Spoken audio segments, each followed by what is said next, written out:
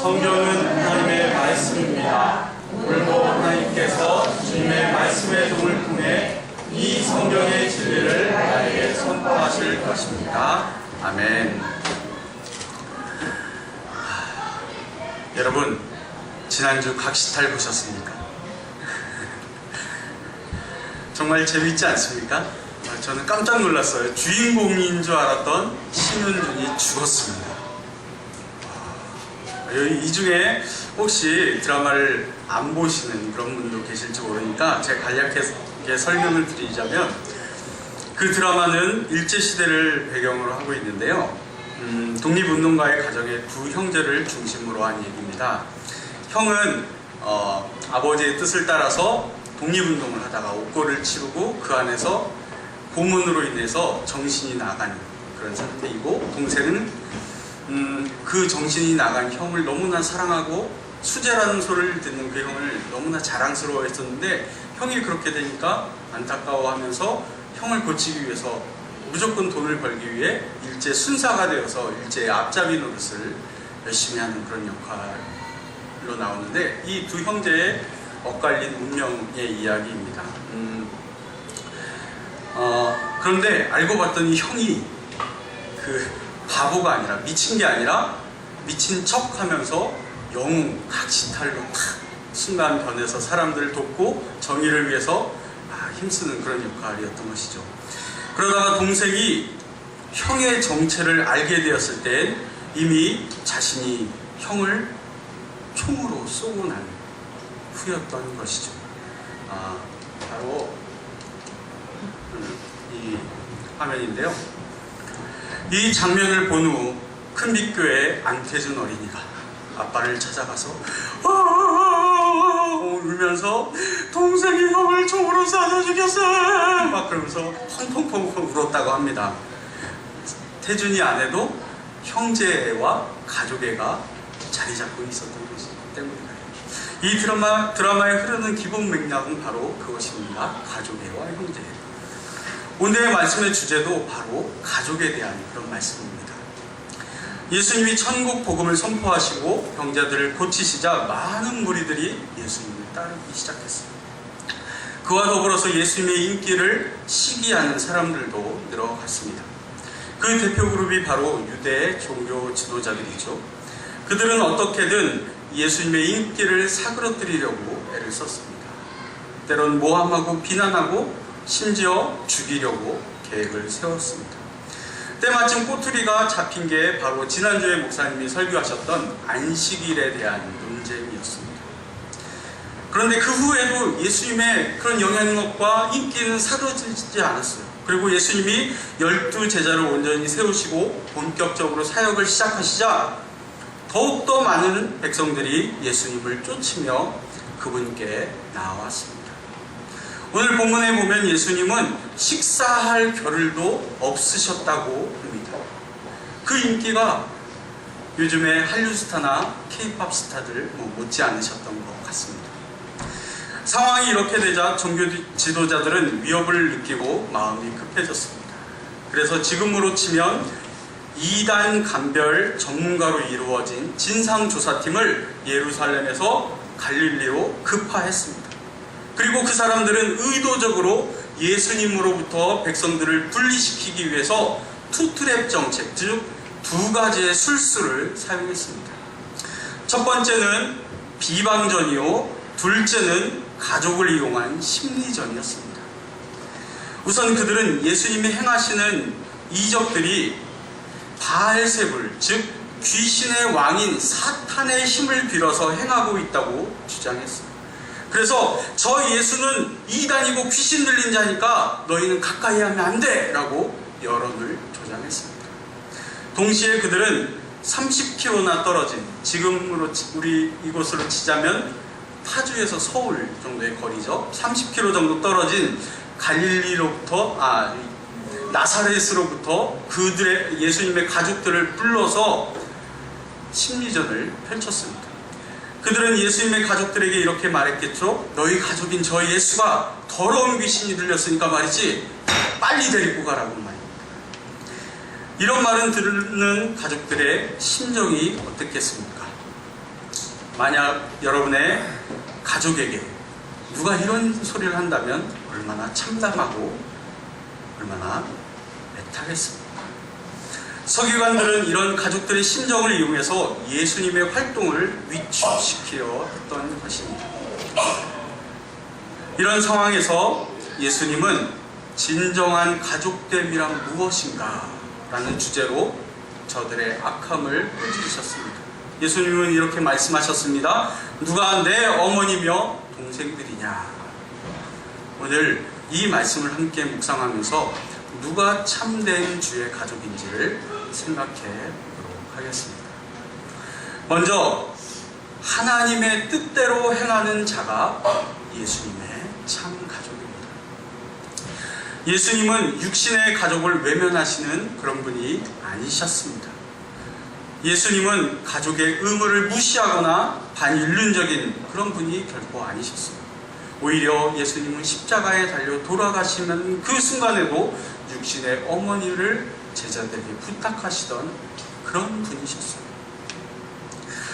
예수님이 하신 누가 내 어머니며 동생들이랴 라는 말씀은 육신의 가족뿐 아니라 오히려 더 큰 의미의 영적 가족이 있음을 우리에게 시사해 줍니다. 다 같이 우리 33절에서 35절까지의 말씀을 함께 읽어보도록 하겠습니다. 대답하시되 누가 내 어머니이며 동생들이냐 하시고 누가 앉은 자를 보시며 이르시되 내 어머니와 내 동생들을 보라. 누구든지 하나님의 뜻대로 행하는 자가 내 형제요 자매요 어머니이다. 네. 어제 교회 건축을 위한 바자회가 있었습니다. 일주일 전부터 기상청에서는 비가 온다고, 소나기가 온다고 예보를 하루도 변함없이 계속 했었습니다. 걱정했습니다. 그런데 우리 집사님들 또 성도님들이 기도를 엄청 세게 하셨는지 날씨가 너무너무 좋았습니다. 오히려 뜨거울 정도로 너무너무 좋았던 것 같습니다. 이 바자회를 위해서 여선교회를 중심으로 해서 한 마음이 되어서 오래전부터 준비해왔던 것 같아요. 우리 교우들 뿐만 아니라 영적인 교우들인 삼청동 천사분들도 기꺼이 동참해 주셨고요. 시간이 나실 때마다 함께 모여서 기뻐하며 즐겁게 내일인 듯 헌신해 주셨습니다. 제가 몇 컷의 사진을 실어봤는데요. 이것은 지난주 수요일 날 모이셔서 선별하고 고르시는 그런 사진들입니다. 얼마나 재미있어들 하시고 즐거워하시던지요. 그리고 이 사진은 어제 당일 호수공원에서 찍은 사진입니다. 여기 사진에는 자세히 나오진 않지만 정말 어마어마한 그런 큰 규모의 장터이더라고요. 심지어는 우리 안기호 목사님과 박희진 집사님까지 동참해 주셨습니다. 한 마음으로 이렇게 기쁘게 동참하시는 것을 보면서 저는 정말 우리 큰빛교회 모두가 정말 한 가족이구나 라는 그런 생각을 해보았습니다. 그렇습니다. 우리는 예수 그리스도 안에서 한 가족입니다. 사실 가족이라는 개념은 한 핏줄로 연결된 것을 의미합니다. 우리 한글에는 또 다른 표현이 있는데 식구라는 말이 있죠. 이 식구는 같은 집에 살면서 끼니를 같이 함께하는 사람들을 말하죠. 또 오늘날 과학적으로 엄밀히 말하자면 같은 유전자를 지닌 사람들을 가족이라고 말합니다. 또 가족은 유산을 받을 그런 자격이 그들에게 자연스럽게 주어지기도 합니다. 사람들은 가족이라는 개념을 매우 중요하게 생각하고 피가 물보다 진하다라는 그런 말도 쓰면서 가족 간의 유대를 매우 중요시합니다. 큰빛교회의 성도인 우리가 비록 혈연으로나 유전학적으로나 혹은 법적으로 구속력 있는 사이들은 아닐지라도 그럼에도 불구하고 우리는 한 가족입니다. 왜 그렇습니까? 우리는 한 세례 안에, 한 성찬 안에 이미 그 가족의 교제를 나누고 있기 때문입니다. 비록 육신의 피는 섞이지 않았지만 우리는 예수 그리스도의 보혈을 함께 나눈 사람들입니다. 우리는 그리스도의 몸을 함께 나눈 식구들입니다. 천국을 또 유업으로 받는 같은 상속자들이 되었습니다. 이것이 바로 우리의 영적인 현실이며 그리고 이것이 바로 우리의 정체성입니다. 이것을 믿으시기 바랍니다. 네. 그런 의미에서 우리 이 시간 함께 인사를 옆 사람들 또 앞뒤로 나눴으면 좋겠습니다. 당신은 이제 나와 한 식구야. 이렇게 인사를 한번 나눠볼까요? 당신은 이제 나와 한 식구야. 네.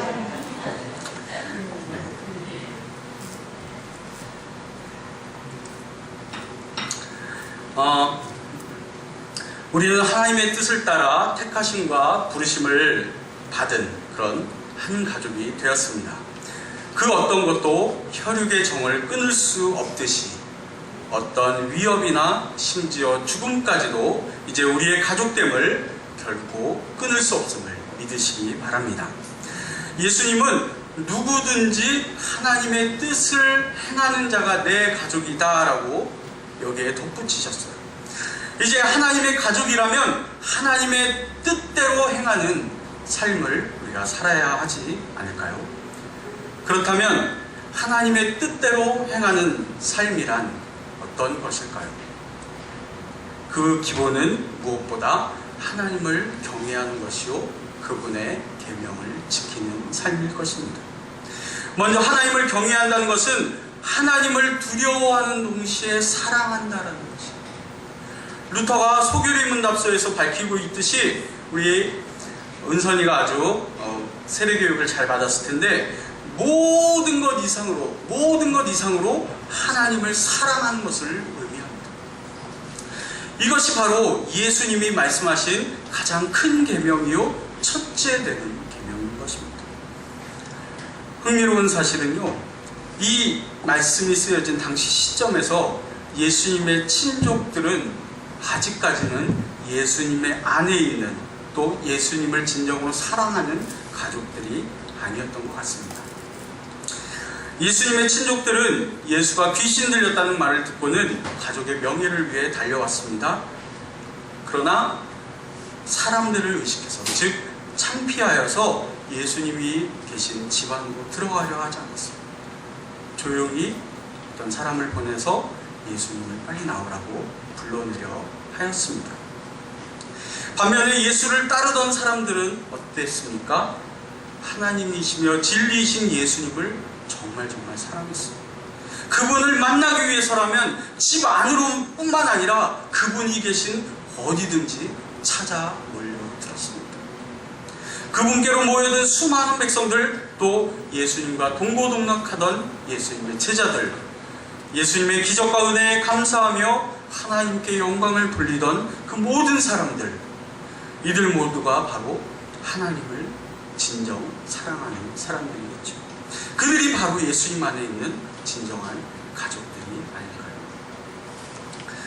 다음으로 하나님의 뜻대로 산다는 것은 그분의 계명을 지키는 삶을 말합니다.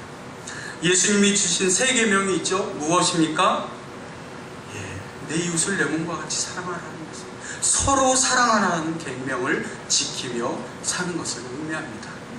사도 바울은 유명한 말을 고린도전서 13장에서 했습니다. 내가 사람의 방언과 천사의 말할지라도 사랑이 없으면 소리나는 구리와 꽹과리 같을 뿐이라고 말하고 있습니다.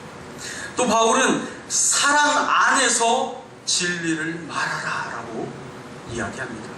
사랑 없이는, 사랑 없는 진리는 거짓이고 아무것도 아니기 때문에 하나님은 사랑이십니다. 때문에 하나님의 뜻대로 행한다는 것은, 그것은 바로 서로 사랑하는 것입니다. 여기에서요, 서로라는 이 말이 중요해요. 짝사랑, 외사랑, 이것은 정말 슬픈 것이고 힘든 것입니다. 우리가 서로 사랑할 때 주기도문을 통해서 우리가 늘 간구하고 있는 뜻이 하늘에서 이루어진 것 같이 땅에서도 이루어지다라는 이 간구, 하나님의 뜻이 이 땅 위에 비로소 이루어지는 것입니다. 우리가 서로 사랑할 때 하나님의 뜻이 이 땅에 이루어지는 것입니다.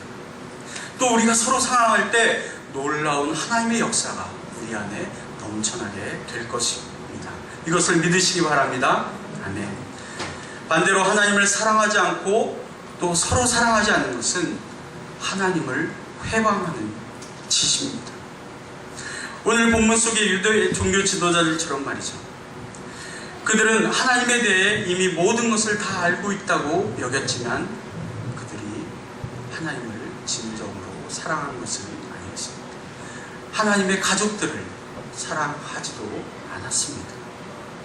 오히려 시기와 질투에 눈이 멀어서 하나님의 일을 방해하는 자들이 되고 만 것입니다. 이들에게 예수님은 엄중히 경고하셨습니다. 같이 우리 28절부터 함께 읽어볼까요? 시작!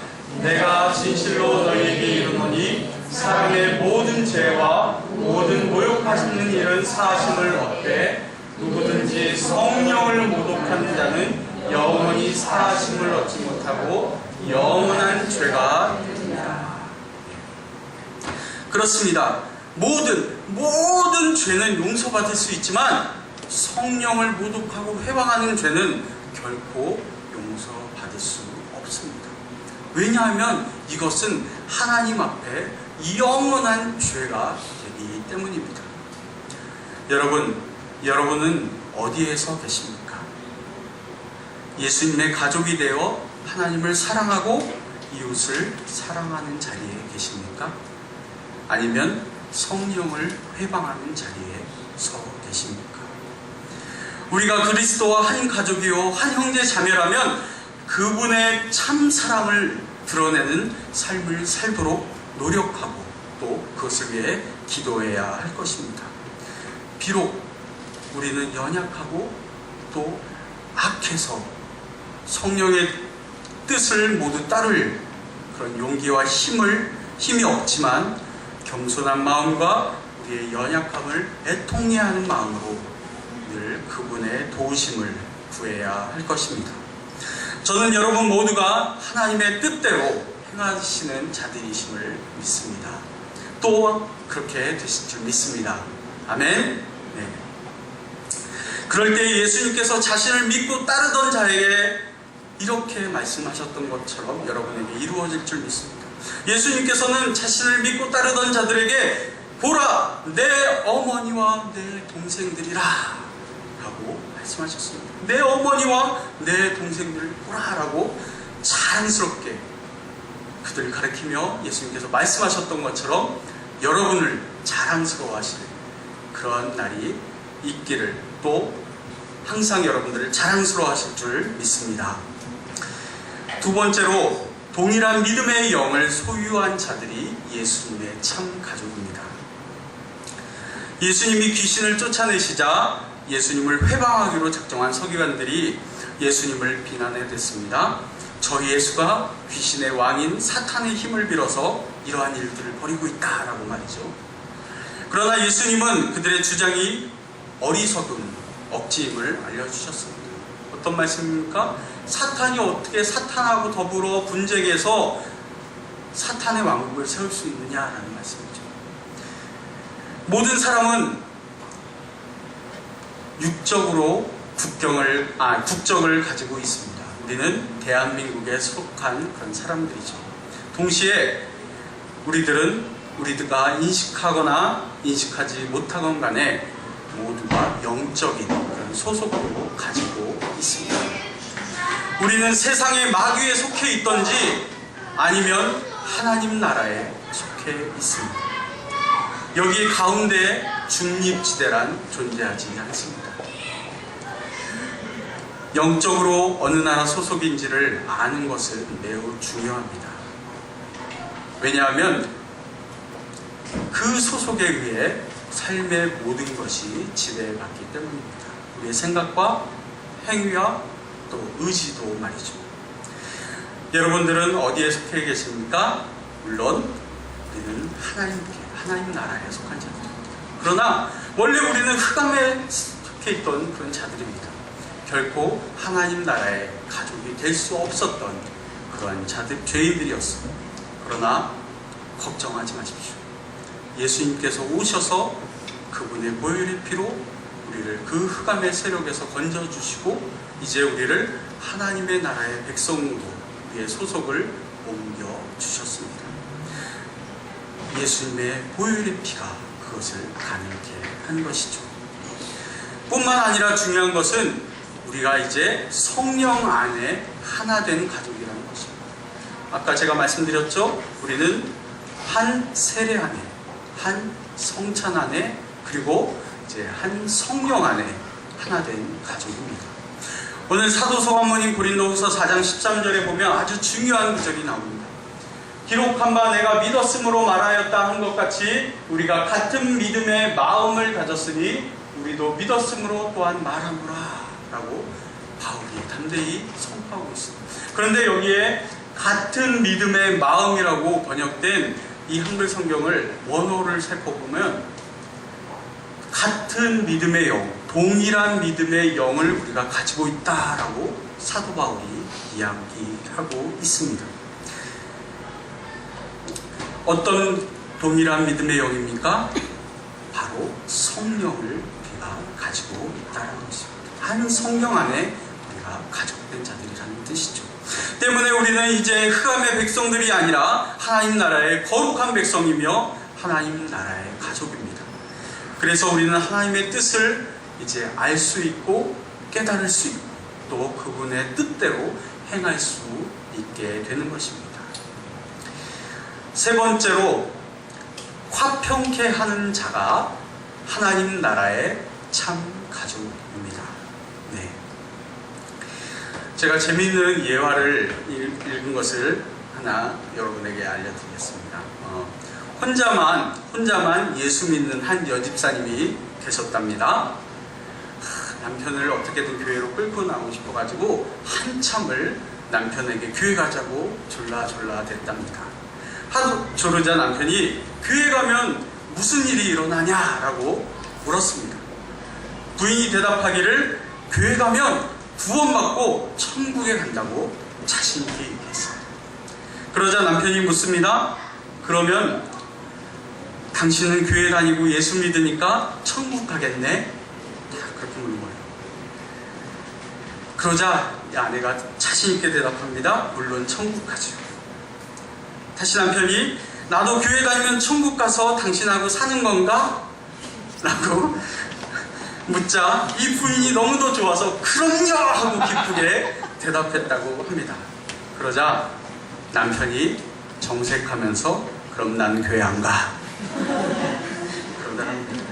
아무리 좋은 천국이라도 지금 부인하고 사는 것이 더 이상 천국이 아니라는 것이죠.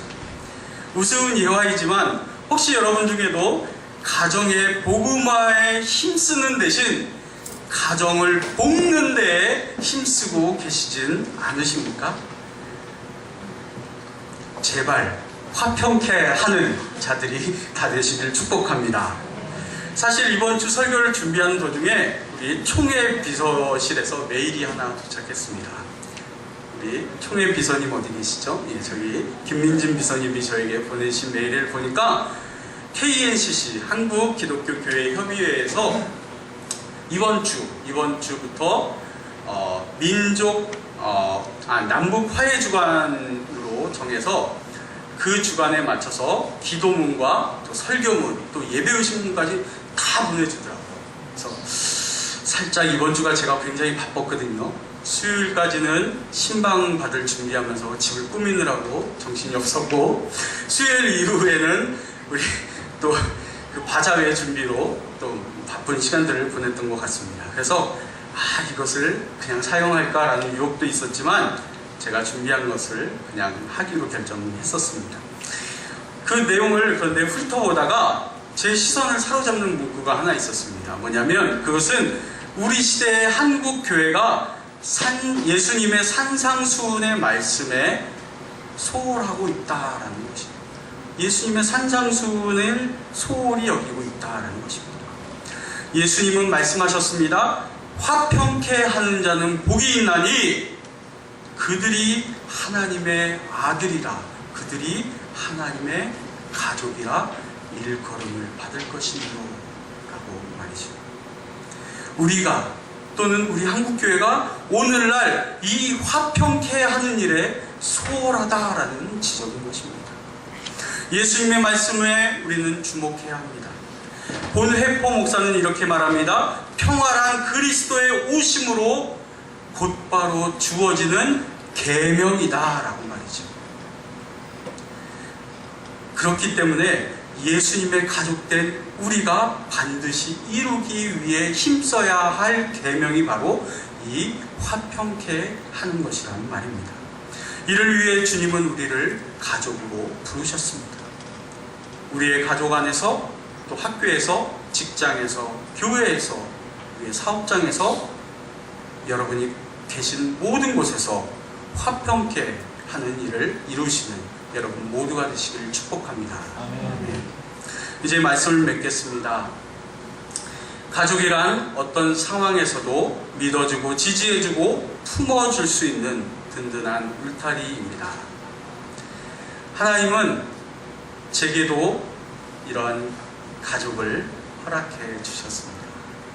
사실 오늘이 제 아내를 만난 지 정확히 1년 되는 1주년 되는 날이에요. 작년 6월 17일 금요일 밤 10시 한 반경에 도로시파이에서 제 아내를 처음으로 소개로 만나게 되었는데요. 지난 1년은 참 은혜가 가득한 그런 한 해였던 것 같습니다. 가정을 이루었고 이제 곧 한 가족이 더 늘어나게 됩니다. 지난주에 신방을 받으면서 감사의 고백들이 절로 이렇게 흘러나오더라고요. 또 아내와 이렇게 앉아서 같이 얘기 나누는 가운데 아내가 이런 말을 하더라고요. 아내와 또 뱃속에 있는 사랑이가 이 큰빛교회에서만큼 이 큰빛교회만큼 사랑받는 곳이 없는 것 같다라고 말이죠. 왜 그럴까 생각해보면 바로 이곳에 속한 우리 모두가 한 가족이기 때문에 그런 것 같습니다. 아내를 만난 것, 또 지금의 가정을 이룬 모든 과정 속에 한 가족된 여러분의 도와주심과 또 품어주심과 채워주심과 기도해주심이 정말 가득했던 것 같습니다. 다시 이 자리를 빌어서 감사의 말씀을 드리고요. 아내와 제가 같이 이 일들을 생각하면서 앞으로 더욱더 이 하나님의 가족인 교회를 사랑하고 더 열심히 섬기면서 살자고 다짐을 해보는 그런 시간이 되었습니다. 하나님의 참 가족은 하나님의 말씀을 듣는 자요, 실천하는 자들입니다. 그분의 자녀요, 상속자요, 가족된 우리는 이제 세상의 모든 사람들을 내 몸과 같이 사랑하고 섬겨야 할 의무가 있습니다. 또 화평케 할 의무가 우리에게 있습니다. 특별히 이제 교회 부지가 정해지고 이제 이전과 건축을 앞두고 있는 우리 큰빛교회 모두가 서로 사랑하고 서로 화평케 하는 일에 좀 더 힘써야 하지 않을까 생각이 듭니다. 이 진리의 말씀을 듣고 따르고 실천하는 여러분 모두가 되시기를 축복합니다. 또한 여러분의 삶의 자리에서도 사랑을 실천하며 화평을 이루는 여러분 모두가 되시기를 축복합니다. 그래서 하나님의 뜻이 온전히 이루어지고 여러분이 하나님의 뜻대로 행하는 그런 삶을 사시는 모두가 되시기를 다시 한번 축복합니다. 그럴 때에 사람들은 우리를 부러워하고 참 그리스도인이라고 인정할 것입니다. 뿐만 아니라 예수님은 나의 어머니와 나의 동생들을 좀 봐라 라면서 우리들을 칭찬하시고 자랑스러워 하실 것입니다. 아멘. 모든 지각 위에 뛰어난 하나님의 평강이 그 피로 우리를 한 가족으로 만드시고 자랑스러워 하시는 그리스도 예수 안에서 여러분의 마음과 생각을 지키실 줄 믿습니다.